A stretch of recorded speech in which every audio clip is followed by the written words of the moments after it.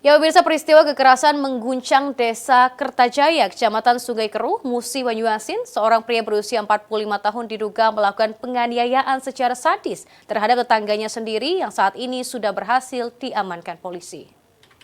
Nah, ini orang meresahkan Desa Kertajaya.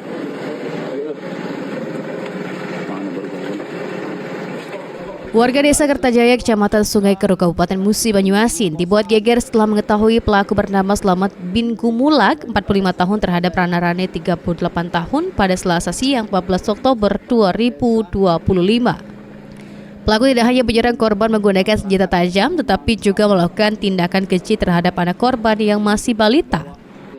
Kepolisian dari Polsek Sungai Keruh yang mendapatkan laporan langsung bergerak cepat ke lokasi kejadian. Pelaku berhasil diamankan warga sekitar 15 menit setelah peristiwa berlangsung, lalu diserahkan ke pihak kepolisian.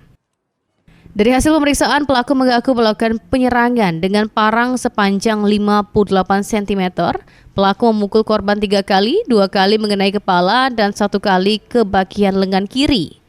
Di mana peristiwa bermula ketika pelaku mendatangi rumah korban dengan membawa parang. Tanpa menjawab pertanyaan korban, pelaku langsung masuk dan menyerang hingga korban tersungkur bersimbah darah.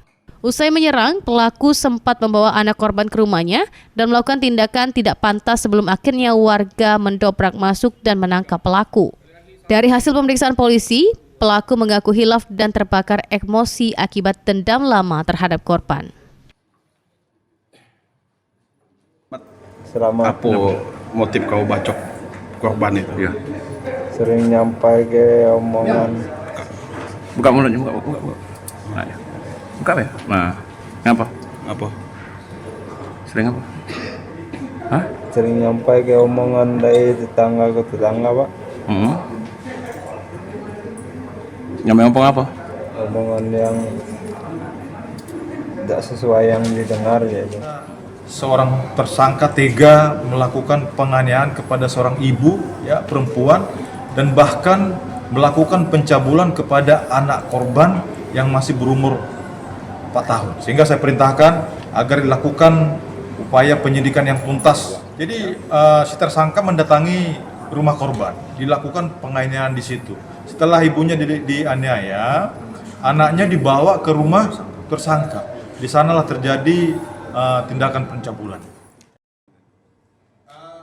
Atas perbuatannya, pelaku dijerat pasal 351 ayat 2 KUHP tentang penganiayaan berat dengan ancaman hukum maksimal 5 tahun penjara.